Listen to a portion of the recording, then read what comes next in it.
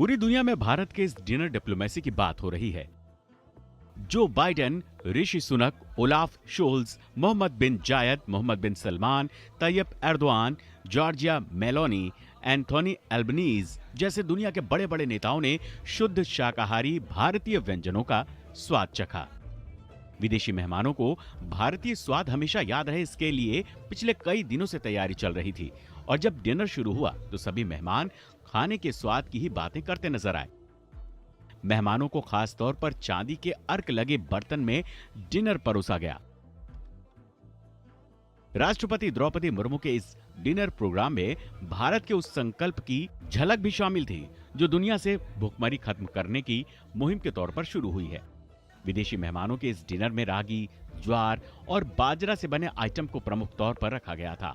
भारत की पहल पर संयुक्त राष्ट्र ने वर्ष 2023 को इंटरनेशनल ईयर ऑफ मिलेट घोषित किया है।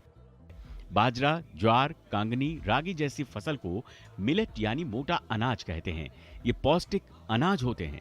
फाइबर, खनिज और दूसरे जरूरी पोषक तत्वों से भरपूर होते हैं। रागी के लड्डू और जौ की खीर, बाजरा से बने डेजर्ट का भी स्वाद विदेशी मेहमानों ने लिया। मिलेट से बने डिशेस के अलावा G20 के मेहमानों ने भारत के रीजनल टेस्ट का भी स्वाद लिया।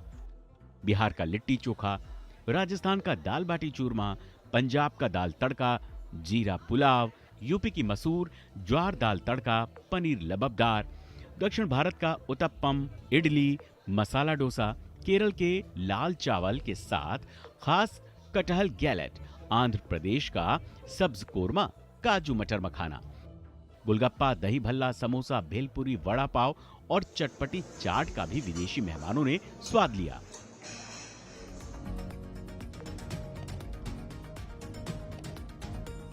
पेय पदार्थों में कश्मीरी कहवा था, फिल्टर कॉफी थी, दार्जिलिंग चाय और पान के स्वाद वाला चॉकलेट भी राष्ट्रपति के विशेष मेहमानों का स्वाद बढ़ा रहे थे।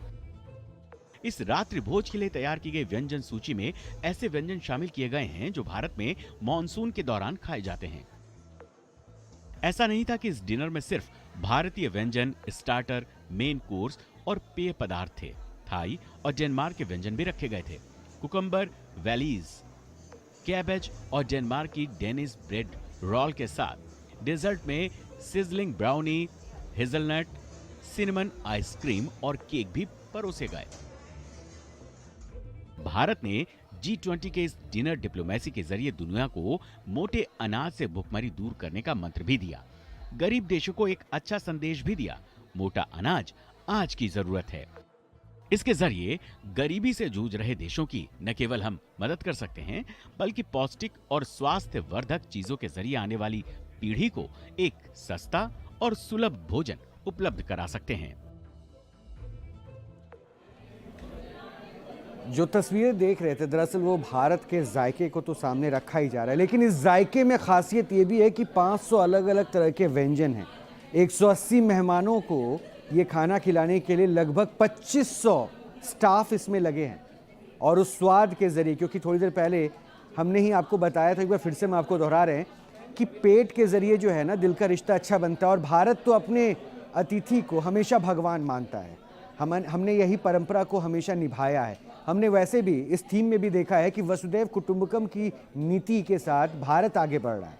ये अलग बात है कि चीन ने इसका विरोध भी किया था, लेकिन आज जिस मंच पर भारत की समझ, भारत की सूझबूझ, भारत की सामंजस्य बैठाने की जो एक अलग तरीके के साथ दुनिया ने एक अलग तस्वीर देखी, और उस मंच पर जिस तरह से भारत के अफ्रीकन यूनियन को शामिल करने के प्रस्ताव पे, यानी वो अफ्रीकन यूनियन जिसमें 55 देश शामिल है, उस अफ्रीकन यूनियन को शामिल करने के प्रस्ताव पर जिस तरह से लोगों का मुहर लगता है, क्योंकि 3 महीने से प्रधानमंत्री इस पहल के लिए काम कर रहे थे और अब G20 एक नए प्रारूप के साथ, नए रूप के साथ सामने आएगा। और सबसे जो खास बात रही, थोड़ा सा पीछे लेकर आपको चल रहा हूं, क्योंकि बाली में जब डिक्लेरेशन हुआ था, यानी बाली में जब एक कंक्लूडिंग रिमार्क देना था, उस वक्त 2 ही पैराग्राफ पर बात हो पाई थी। और 2 पैराग्राफ पे बात इसलिए हो पाई थी क्योंकि रशिया और चीन ने यूक्रेन वॉर को लेकर तमाम पहलुओं पर अपने पॉइंट्स नहीं रखे थे। इसलिए भारत के सामने ये भी चुनौती थी कि आखिर डिक्लेरेशन के वक्त में